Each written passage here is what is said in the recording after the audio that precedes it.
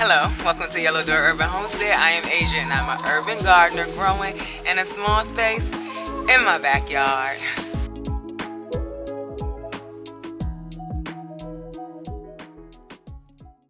So we're gonna do a garden tour today, but first I need to take care of the chickens because it rained pretty much all day yesterday, and so things are wet and things are muddy. So we're gonna take care of the chickens first. The chickens and the quail, honestly, because yeah, I need to get some bedding down on this ground, some wood chips so that they're not walking around in mud. And then in the inside of the coop, I just need to get some more wood chips down because as you saw, those eggs were really gross. But also, nail cam. So those are my December nails, my winter nails. It's like a sweater on this one. I think it's so cool.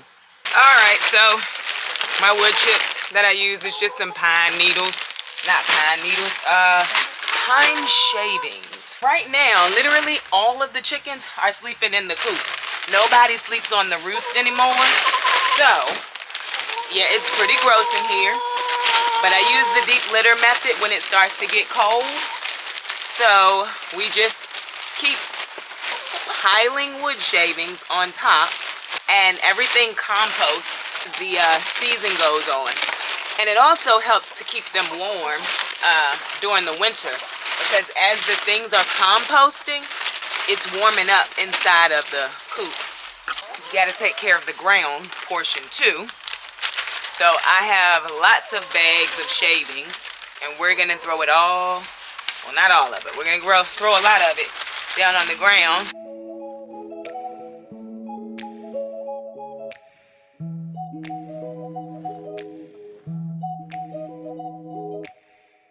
So listen, I thought it was gonna end up getting chilly while I was out here. It's in the 60s.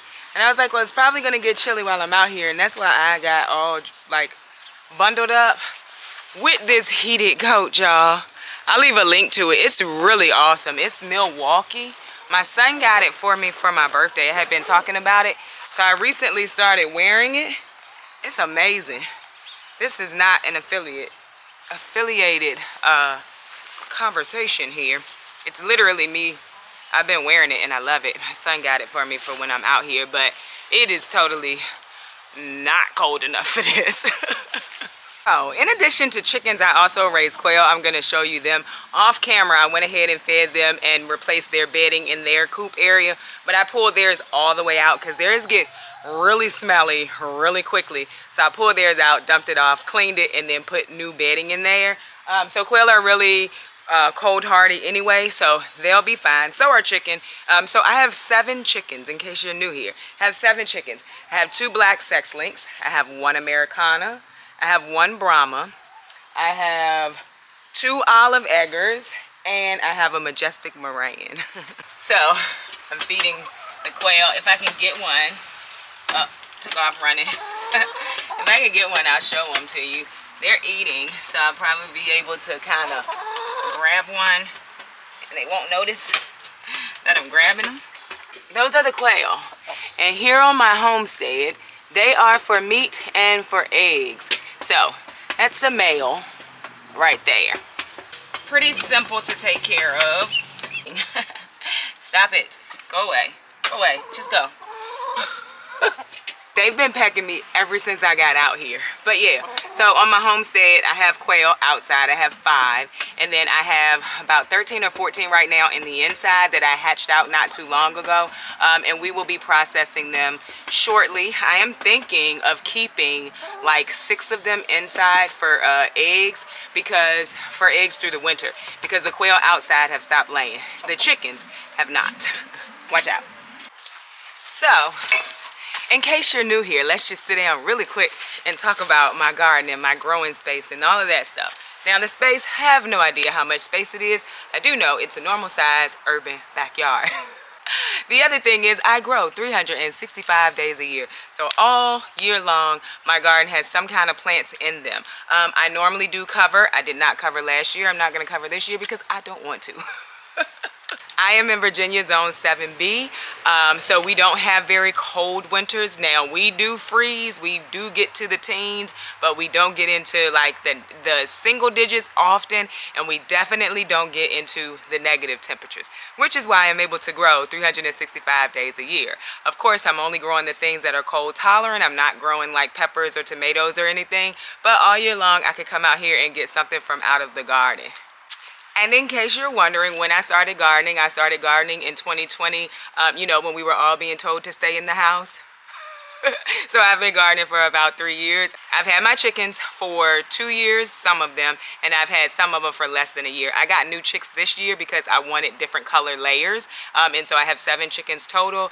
In my area, I am allowed to have 6, but my chickens are kept and no one complains. So I have 7 right now. Like I said, I have 5 quail outside, quite a few quail inside. They are for meat, they are for eggs. And so let's go ahead and take a look at my garden. If you have any questions, any other questions for me, you can leave them in the comments below. Oh, also, the way I grow in raised beds. I grow in bags, containers, no dig. I grow in ground, and that's it. That's how I grow. Okay, so what am I growing right now in Zone 7B in Virginia? I am growing cabbage, collards, kale, leeks, broccoli, kohlrabi, carrots. I'm growing radishes. Well, no, we pulled those not too long ago. We have rutabagas and turnips still growing. We have artichokes, which aren't going to give us an artichoke right now because it's too cold for that. But it will continue to give us the greenery, and next year it will come back, and hopefully I will get my first artichoke next year. So artichokes are perennial in my area, which means they will die back and then they will come back next year. Same thing for a lot of the herbs that I grow. I am still growing herbs. I still have rosemary growing. I still have thyme growing. There's another animal that's on the homestead. That's Puppy, if you're new here. She's a pit lab mix, and she is the sweetest little thing ever. Aren't you, friend? So I also do a lot of growing up, and these are trellises. These are cattle panel trellises that I have all around the garden. Here's another one that I cut. There's another arch one there. Nice sized arch here as well. And then there's another arch. So that is how I grow, you know, up so that I have more space because I don't have a lot of space, you know, on the ground. But let's go ahead and get into the garden tour. So this is my asparagus bed. I still do have a few asparagus ferns that are growing. I cut a lot of them down, laid them on the bed, and then they just started growing again. Asparagus does not grow in the cold. Like, this is going to die eventually. We've had a few freezes. It's still trying to live, but it's not going to live. My next bed, we have some Swiss chard up here. We had transplanted some lettuce. So here's the thing. In fall, these plants are not going to grow fast because it's colder, which is why you plant your fall garden at the end of summer. So you still get some warmth, they can still grow, still get established, and then they will grow through fall, and some of them through winter. If I were to cover, all of this would survive. I'm not covering, and with that being said, what survives, survives. We also have leeks in here. We have cabbages going down here. That's a cabbage. This is a collard, which I need to harvest. This is a cabbage back here. There's a cabbage over there. I've said it before, I'm not the best at growing cabbage. Right now, I am sure I should have a head on that cabbage. But I'm going to leave it, and I'm going to see what happens. Beside the cabbage, we do have broccoli. And we actually have broccoli growing. I keep showing y'all that. Like right in here, there's a little broccoli growing too. So I'm pretty sure when I looked, all of these plants have at least one small broccoli on them. So pretty excited about that. In the holes of the blocks, this is actually garlic, but there's also onions in the holes of my bricks. And onions and garlic will overwinter, and then in spring you'll start to see it get larger, and then you'll be able to harvest it like mid-spring, I believe it is. And back here, there's one little collard plant that I transplanted a little while ago. In the bed beside it, if you remember, we had a bunch of kohlrabi right here. So we have pulled a lot of the kohlrabi and ate it, but we still have 2 pretty large ones left in here, and we'll eat those soon too. Because I don't want to leave them too long. If you leave kohlrabi too long, and that's quite a few vegetables, like root vegetables. Kohlrabi grows over the top, but it's kind of like a root. It's a big stem. They can get woody, and I don't want them to get woody. They should be the texture of an apple. And so we transplanted some things. This is another collard, and over here we transplanted a Swiss chard that wasn't doing well over in this bed. But behind that you have more cabbage, and we have a few more collards here, and then broccoli and some pretty kale in the back. And so we also have broccoli growing over here. It's looking a little brown. Like I said, we had some frost, but it feels fine. And then we have some pretty, and I do mean pretty, kale back here. Purple is my favorite color, and it is so pretty. Look at it, y'all. And this kale plant had gotten eaten down, so it's smaller than the rest, but it's growing. In the bed beside that one, we have more broccoli back there, and I don't think we have any heads on it because this bed is shaded. The bed is shaded way more than the 2 beds I just showed you, but we will get broccoli from that bed. It's just gonna come a lot later. And then we have some cabbages down here, and the one that was getting eaten up is still getting eaten up. But we're leaving it because this one is not. So like I said before, it's like a trap crop. We also have collards in this bed that don't look nearly as good as the other collards that I've showed you today. But at the end of the day, still a collard, and it's still growing. And again, like I said, get shaded. And then you have more kohlrabi and some Swiss chard.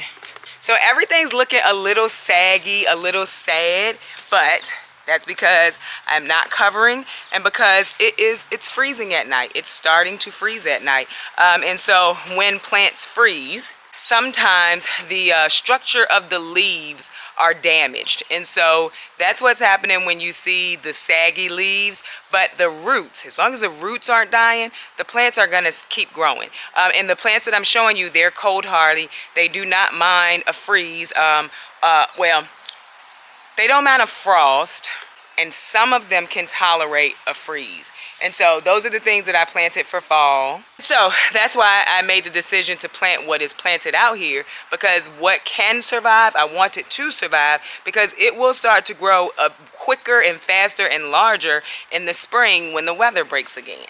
But until that time, I can still get, you know, harvest off of the plants. It just won't be as much, and it won't come as quick. The other thing, I don't know if I told you all, the garlic did indeed start sprouting. So perhaps I need to wait even longer. I waited longer than I did last year, this year, and it still started sprouting. And as far as I know, it should still be fine. I'm not sure why mine did what it did last year as it relates to the way that it grew and it was separating early and things like that. But I'm going to figure it out. I planted a little bit later. We'll see how these go this year. If they go well, then we know we can plant it that time. I planted them way earlier last year. So that could have had something to do with it. So we also have this bed over here, which is collards and kale, also shaded a little bit more than the other beds. So, you know, they're looking a little like, I don't know, they're looking a little thin. But the leaves are still edible, and I could still eat them. I can still get a meal out of them. So I'm excited about that. The bed that we had the radishes in, if you remember, we went ahead and put some lettuce here. And I'm not too concerned about the lettuce like not being big or whatever right now, because it's fall. Like I said, things are going to grow slower. This is a collard that we went ahead and moved. And then those are rutabaga in the back. You have the carrots right here. You have turnips. Then there's a few more collards that I had put in. So that's what that bed is looking like. And we had radishes in there, and we got a nice amount of radishes. We harvested a lot of radishes from that bed, and I was hoping to catch this bed so that the plants that I moved into it would be able to get established. So we're still crossing our fingers for that bed, right? But it started to get cold, and so this may not be a bed that I get a lot of harvest out, and that's okay. And the last bed that we're gonna talk about today is the bed right when you come into the garden. That little broccoli that we put in a while ago, it's still struggling. Those dinosaur kale didn't do much. And then this is the bed that we harvested all of our greens from for Thanksgiving. So if you didn't know, greens, collards, kale, those type of things, you can do what they call cut and come again. So you just pull the leaves and leave the plant, and the plant is going to continue to grow in the middle, and you're going to continue to have the plant until you're ready to pull it out. So the blueberries, they still have leaves and things on them, giving off all the pretty fall colors. But by, end of fall, going into winter, there won't be many leaves on them. But early spring, we'll come out here and we'll start to see flowers, and we will be getting blueberries. So there are 5 blueberries in this row, and then there's a blueberry over there that I moved because it was right here in this walkway. And all of my bags have been covered. So all of the soil in the bags and in the beds have been covered with leaves. And this is how I'm going to protect the soil, in the winter when it starts to snow and different things like that. If we get snow. We don't always get snow here, but sometimes we do. It's the same thing for the rain, though, so that when the rain comes down, it doesn't knock the soil out of the beds and, that kind of stuff. No erosion. So we're going to go inside really quick. I'm going to show you the quail that are inside, and then we're probably going to end this video. Okay, so it's time to take care of the quail that's inside, and I'll show you them. They're in totes inside, and they have not gotten food or water today because I was in the bed and I went to get my nails done. So we're gonna go ahead and feed them and give them water. And so if you were here when I lifted up the bag of food for them and realized that it was chicken food, you will remember I said that they were small. Like, I was wondering why were they so small. And then I got the right food, which is game bird feed. And they're getting so much bigger. Like, they are ready to harvest. They're finally at harvestable size, and I am happy about that. I'm not exactly sure when I'm going to harvest them, but it won't be too much longer. So I harvest them around 8 weeks normally. These, of course, will be longer because they weren't being fed the right food, and so they weren't really growing like they were supposed to. But it won't be long.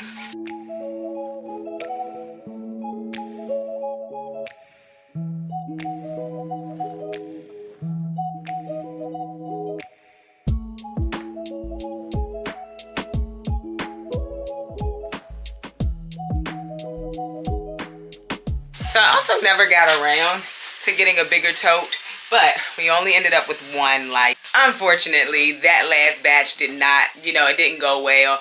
And a lot of it was my fault. So we only ended up with one. He or she, I can't tell just yet what it is. Seems just fine being able to be under the heat like that, and they love it. And so I'm just gonna leave them. And something I never really show because to me they're not a part of the homestead animals, but my daughter has button quail. They're literally just pets because I was trying to get quail. The journey to getting quail was a lot, y'all. But I was trying to get quail to get eggs so that I could hatch. And then I wasn't paying attention to the post in my area. And I did not notice that it said button quail. And then she wanted to keep them. And so we have button quail too. So another way that I grow that I didn't even think to tell you was in hydroponics. And so we did this together last week. I think it was last week, yeah. And that one has already sprouted. That is a tomato in there. There's sunflowers in there. And everything up here has already sprouted too. Some of them I've taken the covers off. Others I haven't because I wait until they get close to the top of the cover before I take it off. But yeah, so that's a baker's rack. And it has hydroponics growing systems on it. So now you've seen the indoor animals, the outdoor animals, and the garden. I hope you enjoyed it. If you did, don't forget to like, share, subscribe. Don't forget to visit me over on Instagram where I post about the things going on in the garden almost every day. Bye, y'all.